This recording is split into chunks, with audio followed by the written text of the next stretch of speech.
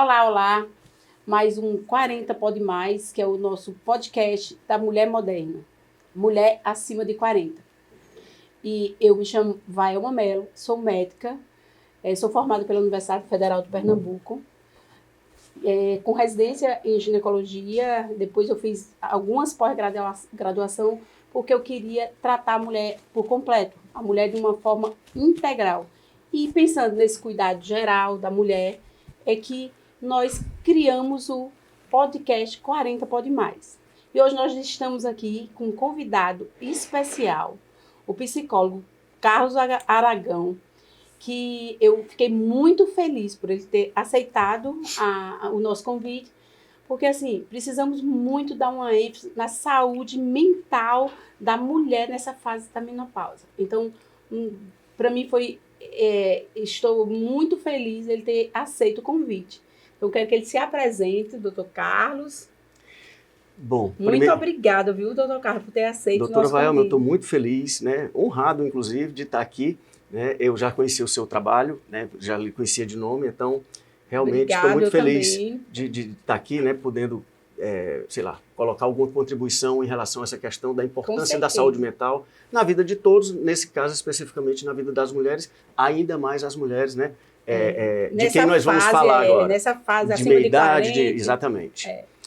Bom, eu sou psicólogo clínico, né, e trabalho toda a minha vida acadêmica, de mestrado, doutorado, se baseia em 3 temas dos meus maiores interesses.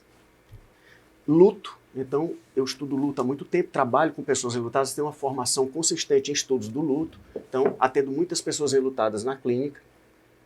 Comportamento suicida, que entrou na minha vida há 15 anos, não porque houve algo na minha família, porque normalmente às vezes a gente adere, né, a algum tema porque nós passamos por aquilo, né, alguém passou e tal, mas graças a Deus não foi o meu caso. Não é? Foi o depoimento de uma mãe que havia perdido um filho, numa pesquisa que eu fiz lá na faculdade, depoimento dela que me fez compreender naquele momento que não poderia, na minha opinião, dor não se compara, mas ali a minha conclusão foi, não pode haver uma dor maior que essa e não pode haver algo mais complexo do que o fenômeno do suicídio.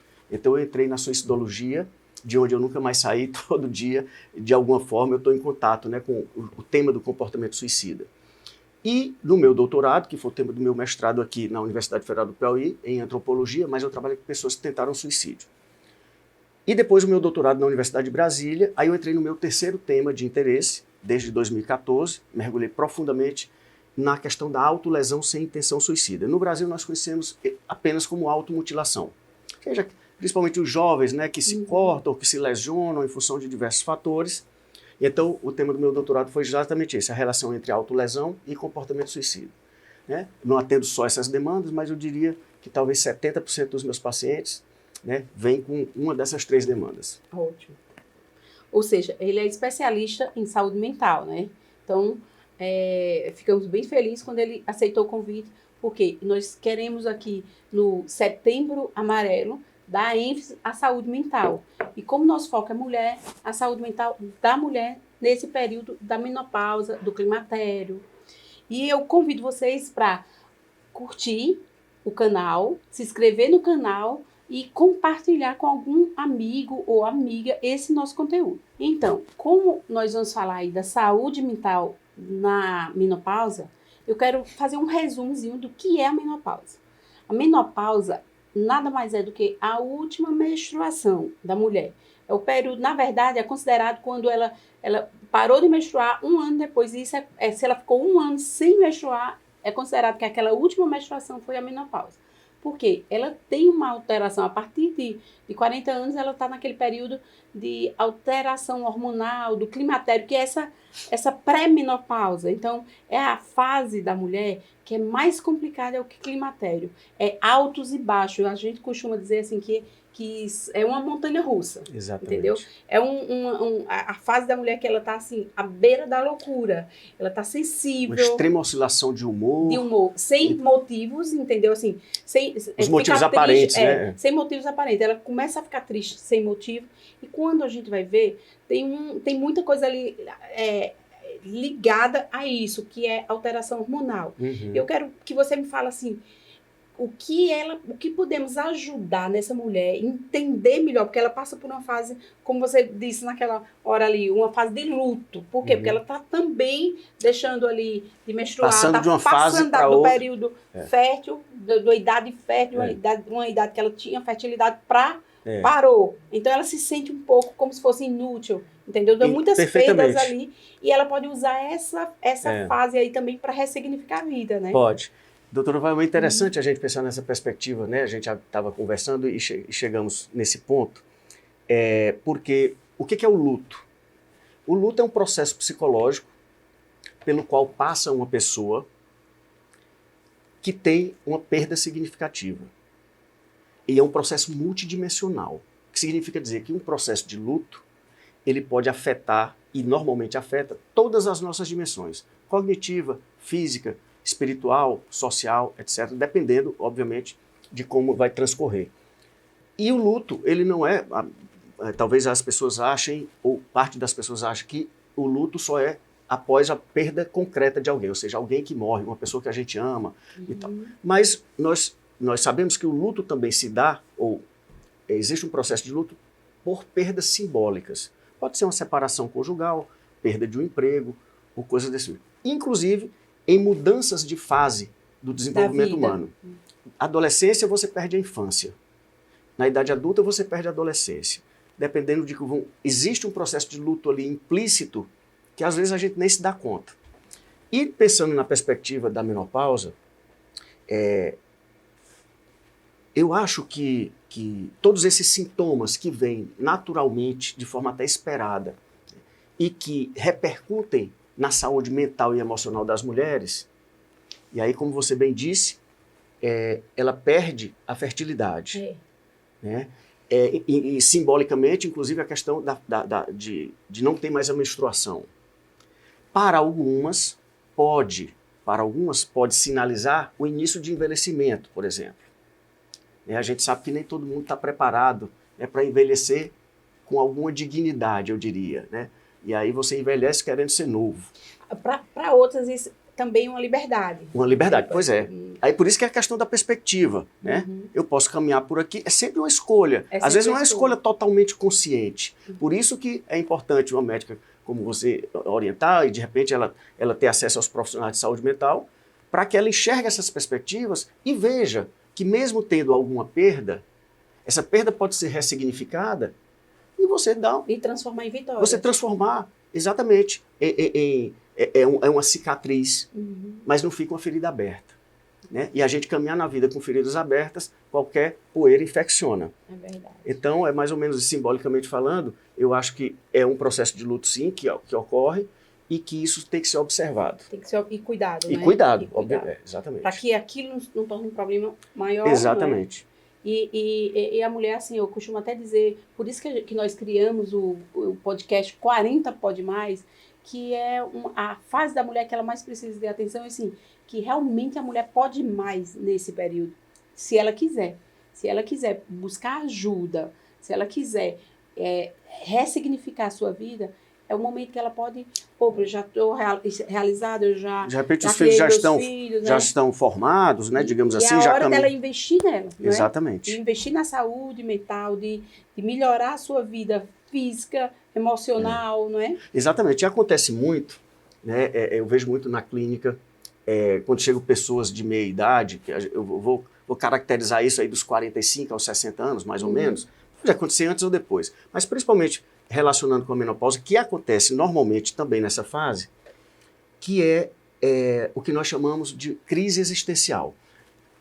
Ou seja, de repente, por causa dos sintomas da menopausa, né, ou poderia ter sido por causa da morte de alguém ou de uma doença, alguma coisa normalmente acontece na nossa vida, por exemplo, pense em você, vê o que está legal, continua e vê o que você precisa se reorganizar, né, para poder ter uma qualidade de vida melhor. E aí, muitas vezes, imagino que você também veja aqui, né, nos depoimentos, que é o discurso de uma vida não vivida, digamos assim. Que é assim, puxa vida, doutor Carlos ou doutora Vaelma, eu estou agora aqui com os meus 50 anos, né, É a hora que na começa menopausa, a refletir, né? e aí eu O que foi tive que eu que fiz parar da para vida? refletir e eu olho para dizer, eu vivi para os outros, vivi para o meu marido, vivi para meus filhos, vivi para ganhar dinheiro, vivi para o que quer que seja, Esqueceu mas disso. e eu?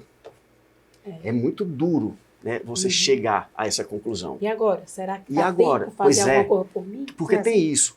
Quando, nessa fase, as pessoas, quando sentem isso, reconhecem, o horizonte para elas parece curto. Mas é óbvio que, independente da idade, você pode ressignificar sua vida, suas coisas, cicatrizar as suas feridas, independente de qualquer coisa. Mas muito provavelmente ela vai precisar de algum suporte ou de alguma ajuda para que isso fique mais claro e ela possa investir nessa perspectiva, que é totalmente possível, né? Então, eu sempre gosto de dar esse destaque porque eu considero, como eu já tinha lhe dito, que o meu maior patrimônio é a minha história de vida. Ora, se eu estou em conflito, né, ou tenho dificuldades para reconhecer e para aceitar a minha história, que sempre é cheia de vitórias e de derrotas, de fracassos e de sucesso, como na vida de todo mundo. Então, uma pessoa que tem uma relação conflituosa com o seu passado, ou seja, com a sua história, a conta vai chegar. A conta vai chegar. A conta vai chegar. E, normalmente, quando a gente para, que pode ser no período da menopausa, por algum motivo, isso pode chegar. Então, e nessa fase que a conta pode chegar, eu acho que para alguns termina tornando essa conta maior ainda. Por não querer aceitar, Exato. por não querer ir atrás de ajuda. Porque é nessa hora que precisa muito, muito de ajuda. Exato. Para cuidar, para ter um profissional que cuide ali e guie. Né? E aí você me dá a oportunidade, normalmente eu termino as minhas falas falando isso. As falas falando isso, né, para ser redundante. Mas um dos maiores fatores de proteção que nós podemos ter é saber a hora de pedir ajuda. Isso já dizia meu orientador de doutorado. Todos nós devíamos vir de fábrica com um termômetro de sofrimento. Não tem um termômetro de febre? Quando dá 36, você não precisa de... Né? 37 já toma ali alguma coisa. 39, médico. Não é assim? Deveria ter alguma coisa de emoção, de sofrimento, para nós sabermos, né, reconhecermos até onde nós aguentamos, né, o peso que a vida nos coloca naquele determinado momento. Tem muita gente que tem dificuldade realmente para reconhecer isso. E tem gente que se fecha mais. Se fecha mais, mais dificuldade para expressar seus sentimentos, os homens até mais do que as mulheres, mas tem muitas mulheres assim também. Então é isso, saber a hora de pedir ajuda e, obviamente, essa travessia, ela, às vezes não é rápida, né? não é sem dor, porque se mexe em muita coisa, né? De repente, que pode lhe causar algum desconforto emocional, mas é uma travessia possível, desde que você, como você disse, reconheça e busque as formas, né, de toda a sua rede de suporte necessária para poder fazer a travessia, né, em busca de uma qualidade de vida melhor. Doutor Carlos, e assim, quais são os sinais que aquela pessoa está afundando, tá começando, tá precisando de ajuda? Quais são os sinais que ela pode estar emitindo ou sentindo de que está num momento que precisa de ajuda para ir tratar da sua saúde mental? Bom, alguns sinais que eu vou falar aqui não querem dizer necessariamente que a pessoa está pensando em tirar a vida dela, porque às vezes a gente... É bom esclarecer isso. Qualquer um de nós pode passar por isso, né? Aí vai depender muito da intensidade do sofrimento, da intensidade dos sentimentos que eu reconheço naquele momento, mas mudanças bruscas de comportamento, por exemplo. Queda no rendimento profissional, para quem trabalha, ou se fosse numa idade precoce, queda no rendimento acadêmico, sem motivos aparentes. Tristeza profunda, aquele estado melancólico, né, que, dependendo, pode caminhar para uma depressão. Falar muito em morte.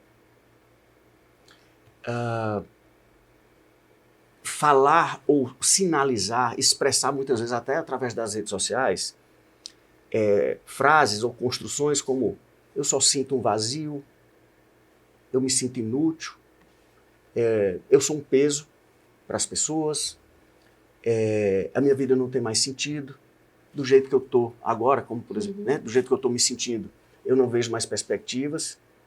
Quer dizer, há uma série desses sinais que provavelmente digam a nós que estamos em volta dessa pessoa, e principalmente a ela mesma, que algo não está bem, que não está funcional, como a gente fala, né, e que precisa ser observado.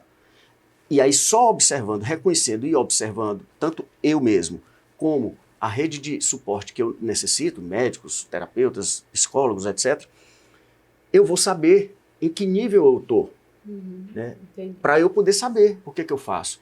Se eu já vou precisar realmente de profissional de saúde mental, né, ou da medicina em outras como é o seu caso, né, a sua especialidade. Uma coisa que é interessante é que quando a mulher ela chega nessa fase que existe algumas alterações hormonal, e ela também chega nessa fase com a alteração no intestino.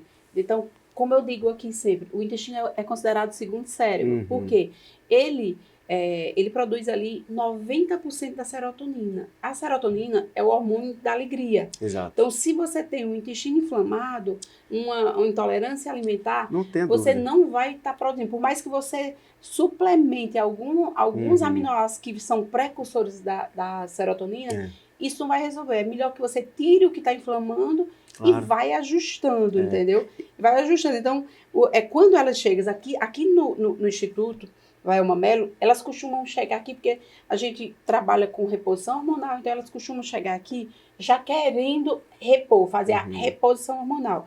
E aí não é o que a gente faz. Primeiro, a gente vai desinflamando, porque senão ela não vai ter muitos resultados.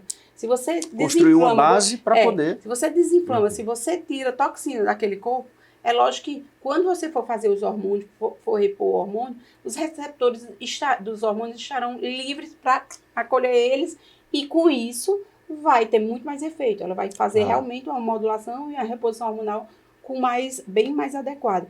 E quando a gente faz isso, lógico que eu disse, vinha falando com você, não é só repor e ela tá com a mente ótima, não. É um conjunto. Eu acho processo, que né? É um processo. E tem que ser multiprofissionais, exatamente. Né? É onde ela tem que ir atrás da nutricionista, atividade física, o psicólogo, para cuidar disso, guiar, olha, você vai fazer isso.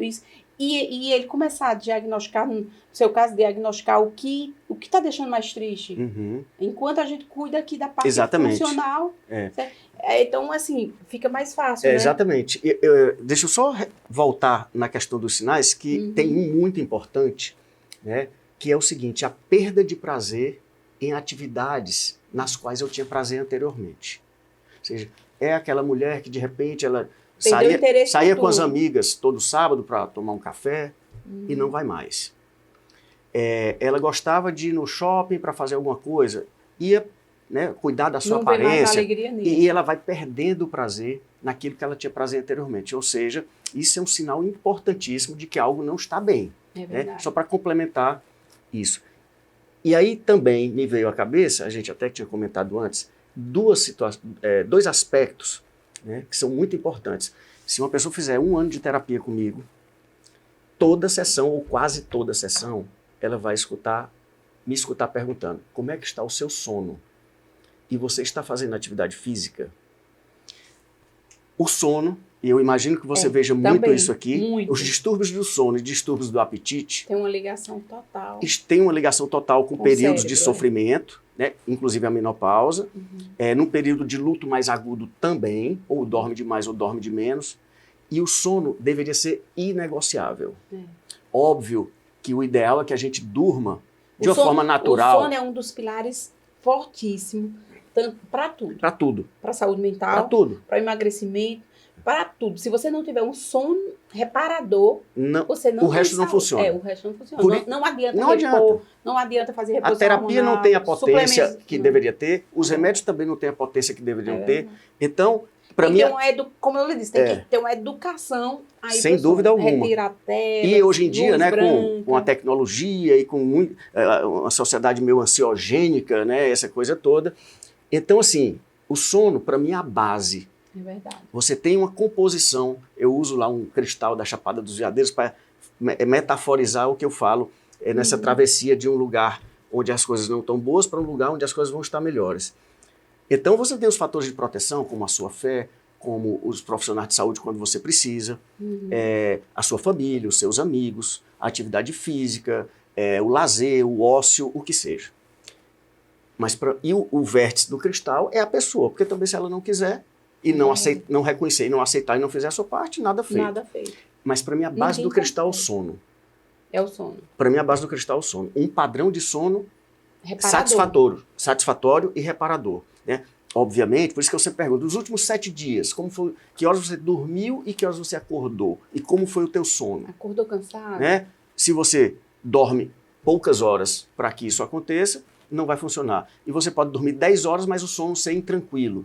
É verdade. Então não adianta. Claro. E geralmente é aquela pessoa que toma remédio, toma sedativo, aí sedar ali, dormiu, mas ele acorda cansado. Quando a gente faz aqui os exames de polissonografia e de termografia, na termografia você vê lá os pontos específicos de quem não dormiu direito, de quem não está com sono reparador. E na polissonografia também. Não tenho dúvida. Então imagine uma pessoa, uma mulher na menopausa, né, em sofrimento, de alguma forma, mesmo que ela lide bem com aquilo, mas não tem como não na menopausa sentir. Tem um hormônio importante, que é o hormônio que também faz com que o sono seja reparador, que é a progesterona.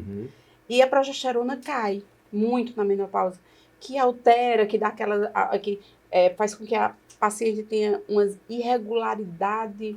Antes da menopausa, fica com aquelas alterações no sangramento, com excesso de sangramento uterino. Então, isso é uma indicação de que a progesterona está caindo. Outra indicação é a formação de cisto, ou tireoide, ou cisto na mama. Isso é uma outra indicação. E elas começam a ter um sono ruim.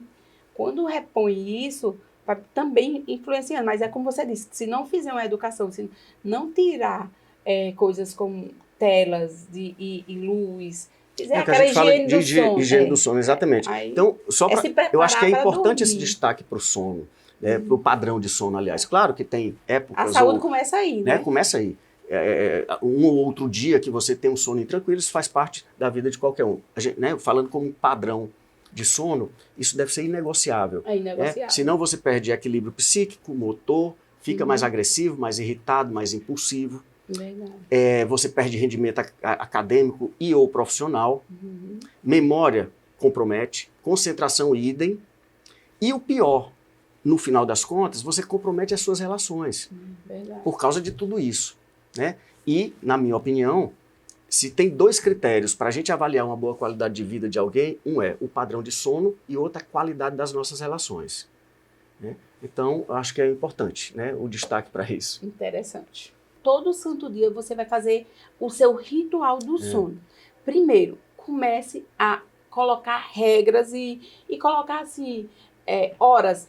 Eu vou ficar na tela aqui, numa tela, até 9 da noite. Um limite máximo é 9 da noite. E, se possível, você usar óculos. Tem os óculos para proteção. Eu até tenho um óculos de proteção que você não... Para essas luzes brancas, entendeu? Que isso avisa o cérebro que é dia. Aí começa o cérebro a produzir mais cortisol. Na verdade, o cortisol é da adrenal. A adrenal começa a produzir cortisol, que é o hormônio do alerta. E começa a cair a melatonina, entendeu? E aí tem gente que acha que tomando comprimido de melatonina vai resolver. Não vai, porque já foi lá, já está lá produzindo cortisol, que é o hormônio do estresse, e diminuiu a melatonina. Então, mesmo que você repõe, não vai fazer o ciclo fisiológico funcionar de uma forma ideal. Então, você não vai ter um sono reparador. Sem dúvida. E aí, quando você apaga tudo, luz, desde essa luzinha branquinha do verdinho do tudo isso para aquietar um pouco a mente da pessoa, né? Normalmente a gente chega, mesmo à noite, com a mente acelerada. Por isso que as pessoas que meditam sobem um degrau nesse sentido, porque, né, que é justamente para, em algum momento ali que você vai precisar adormecer, Eles né, se desligam você total, dá uma por completo. quietada. Né? Então, esses recursos todos, para quem tem alguma fé, as suas orações... Tirar a luz, fazer oração, que é importantíssimo, se conectar com Deus. Ali é a hora de você agradecer, se conectar com Deus e pedir, fazer pedidos também. Então, naquilo ali já dá um relaxamento no seu corpo e na sua mente, que faz com que você esteja ali preparando para relaxar. Pode usar também os óleos essenciais, a base de lavanda. Todos os recursos, né? Saudáveis. Tudo que é saudável exatamente. para ter o sono, aquele sono reparador, para você ter essa base do sono realmente feita de uma forma bem... Tem um detalhe também que eu lembrei agora, que é que muitas vezes atrapalha o nosso sono, a mente fica muito acelerada, que é a questão, às vezes, de algo que você fez durante o dia, que você se arrependeu, ou de culpas que de repente você está carregando, né? Então, o critério deveria ser, né, o seguinte, eu penso, você chegar à noite e, pensando no seu dia, nas suas atitudes, na sua performance profissional, o que quer que seja, dizer, eu fiz tudo o que eu pude, da melhor forma, dentro das minhas possibilidades e com as minhas limitações que todos nós temos, eu fiz tudo o que eu pude para ajudar aquela pessoa, para trabalhar bem, para atender o meu paciente, para falar com meu filho. Se sim, deveria ser um critério para deitar e dormir tranquilo. Se não, faltou alguma coisa que eu precise depois, né, que não é ajustar, agora. Mas não é agora. Então, assim, é um jogo difícil, mas é fundamental. Interessante. Aqui no Instituto Velho Momelo, a gente também usa de tecnologias de ponta, que faz com que tenha uma melhora na polaridade da célula. Por exemplo, a tecnologia REAC, a neuromodulação, que ela ajusta muito a parte funcional do cérebro e melhora muito isso do sono, porque, e melhora o estresse de uma forma geral. Então, e usamos também suplementação de vitaminas, minerais, aminoácidos, que vai ajudar no sono. Mas antes disso, a gente faz com que o paciente vai fazendo também a parte de casa, o seu dever de casa. Porque eu costumo dizer até assim, 50% é o que a gente faz aqui, o que eu lhe oriento. E 50% é o que você faz. Então, tem a sua responsabilidade aí no tratamento. Exatamente. A pessoa que não se implica, né, nas atitudes, né, e nas suas posturas diante da vida, possivelmente, ou vai sentar na cadeira da vítima, achando que todo mundo está errado e só ela está certa, ou então vai passar, né, no automático e muitas vezes a conta chega lá na frente, como a gente estava falando. Como nós estamos no Setembro Amarelo, eu quero saber aqui do Dr. Carlos, assim, nessa fase, que é uma fase delicada da menopausa, é possível ter a mulher com mais tendência a pensamento suicida? Pois é, foi bom. Essas alterações todas na mulher, hormonal, tudo, pode levar a isso? Podem sim, né? Não necessariamente, claro. Mas aqueles sinais que nós falamos, né, que podem dizer que alguém não está bem, muitas vezes um quadro, a mulher pode entrar num quadro depressivo, às vezes num quadro depressivo grave, né, que um dos critérios diagnósticos é pensamento suicida ou ideação suicida, como a gente fala. Ou seja, é importante ela procurar ajuda. Ela não pode... Exatamente. Aí é uma história de eu reconheço, eu peço ajuda. Também tem o outro lado, que às vezes eu peço ajuda e não consigo. Né? Assim, com a família e tal. Ou eu busco só, ou eu não consigo porque as pessoas não validam e desqualificam o meu sofrimento. Às vezes falando que é bobagem, que é isso, que tal, com clichês. E então esse é um ponto. Ou seja, essa entrada no túnel do sofrimento, que pode, se a pessoa não se cuidar ou não for cuidada, levar até mesmo, né, a uma tentativa de suicídio. Claro que tem etapas, né, e que um sofrimento grave, que pode ter em uma das causas a questão da menopausa, né, porque todas essas questões são muito complexas. Né? Uma depressão, por exemplo, é um transtorno mental, um transtorno de humor, mas é multideterminado. Assim como o suicídio também é um fenômeno multideterminado. Ninguém entra em depressão ou pensa em tirar a sua vida, por exemplo, por um único fator. Não existe evidência qualquer desse tipo. Multifatorial. É sempre multideterminado, multifatorial. É uma complexa interação de fatores psíquicos, psicológicos, genéticos, ambientais, culturais, às vezes religiosos, etc. Então é muito importante que, ao menor sinal de sofrimento, eu acenda aquele termômetro do qual nós falamos, e as pessoas que estejam à nossa volta, ou seja, nós que estamos olhando para alguém, seja em que ambiente for, ao percebermos, né, que essa pessoa começou a ficar num quadro mais disfuncional, que a gente ofereça, né, o nosso ombro, a nossa mão, a nossa ajuda, porque quem entra em sofrimento grave, se tem uma coisa que todos nós precisamos, mas uma pessoa em sofrimento grave, tudo que ela mais precisa é saber que alguém se importa com ela. É ter a mão ali de alguém. A mão, o ombro, o colo, né? E às vezes a orientação. Doutor Carlos, muito obrigado. Eu quero brindar aqui por você ter aceito nosso convite e faça as considerações finais. Fiquei super feliz, viu? Eu que agradeço, doutora Vaelma, realmente estou muito feliz, né, de lhe conhecer, de ter vindo à sua clínica maravilhosa, né, para discutir um pouco a importância da saúde mental na vida de todos e, nesse caso específico, na vida das mulheres. A saúde mental não pode ser mais negligenciada. Nós estamos no século XXI, onde a depressão é o principal fator de disfuncionalidade no mundo. É a doença mais incapacitante do mundo desde 2020, de acordo com a Organização Mundial de Saúde. O Brasil é o país com a maior prevalência de transtornos de ansiedade das Américas, algo assim.